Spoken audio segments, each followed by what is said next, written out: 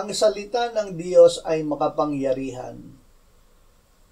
Ang salita ng Diyos ay buhay, mabisa, at higit na matalas kaysa alinbang tabak na may 2 talim, at tumatagos hanggang sa pinaghihiwalayan ng kaluluwa at espiritu, ng mga kasukasuan at ng utak sa buto, at may kakayahang kumilala ng mga pag-iisip at mga hangarin ng puso.